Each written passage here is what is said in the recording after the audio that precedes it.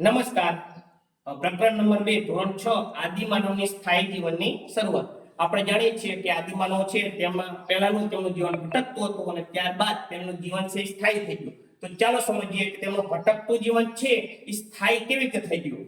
અહીંયા એક સરસ મજાનો ચાર્ટ બનાવેલો છે જેનું નામ આપેલું છે આદિમાનવની સ્થાયી જીવનની સફર. અને જે આ સફર છે તેમાં જે ભટકતું જીવન હતું સ્થાયી થઈ ગયું ત્યાં સુધીની વાત કરવામાં આવી છે. અને આદિમાનવ સાથે જે અલગ અલગ બાબતો સંકળાયેલી છે તે પણ આ ચાર્ટનો ઉપયોગ કરીને સમજાવવામાં આવી છે. તો ચાલો સમજીએ.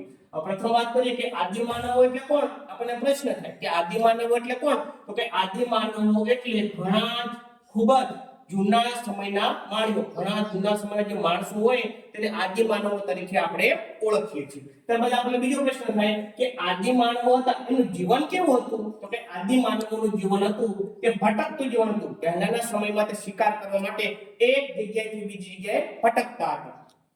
ત્યારબાદ આગળ વાત કરીએ કે તેમાં ખોરાકમાં શેનો ઉપયોગ કરતા હતા. તો તેઓ છે શિકાર કરી અને ખોરાક મેળવતા હતા. અને તે છે કોનો શિકાર કરતા હતા. તો કે પ્રાણીઓનો, માછલીઓનો અને પક્ષીઓનો શિકાર કરતા હતા. ત્યાર પછી આપણે આગળ જોઈએ કે તેમના જે ઓજારો હતા, હથિયારો હતા એ શેના બનેલા હતા. અને આ ઓજારનો ઉપયોગ શેમાં કરતા હતા. તો કે આ ઓજારનો ઉપયોગ તે જંગલી પ્રાણીઓને ભગાડવા માટે અને શિકાર કરવા માટે કરતા હતા. અને એમના જે ઓજારો કે હથિયારો છે તે પથ્થરોમાંથી, લાકડામાંથી અને હાડકામાંથી બનેલા હતા.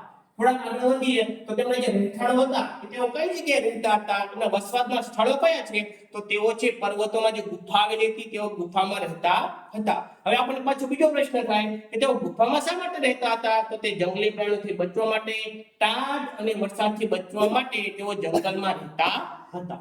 આગળ જોઈએ કે તેમણે મહત્વની શોધ કરી હતી અગ્નિની શોધ. તો કે જે અગ્નિની શોધ છે તેને ક્રાંતિકારી શોધ ગણવામાં આવે છે. તો આપણે પ્રશ્ન થાય કે એવી કેમ ખબર પડી કે તેઓ અગ્નિની શોધ કરતા હતા. તો અમુક રાખના એવા અવશેષો મળેલા છે તેના પરથી આપણે નક્કી કરી શકાય કે તેઓ અગ્નિ વાપરતા હશે. હવે તેઓ અગ્નિનો ઉપયોગ શેમાં કરતા હતા.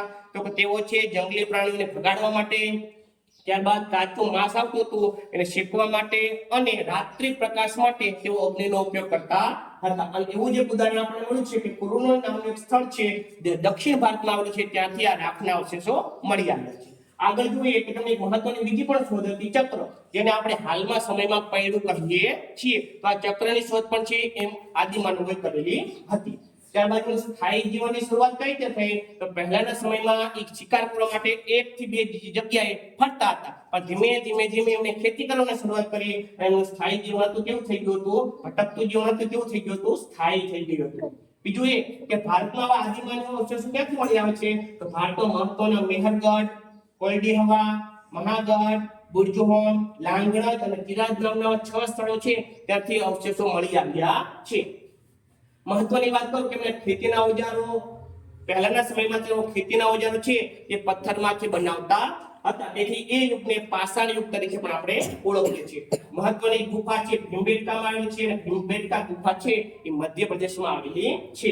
કૃષિ, પશુપાલન અને પાકમાં તેઓ ઘઉં, જવ અને બાજરીના પાકો વાવતા હતા. અને તેમનું જે ભટકતું જીવન હતું એ ધીમે કૃષિને કારણે સ્થાયી બની ગયું હતું. તો આ સુંદર સફર હતી આદિમાનવથી સ્થાયી જીવનની સફર.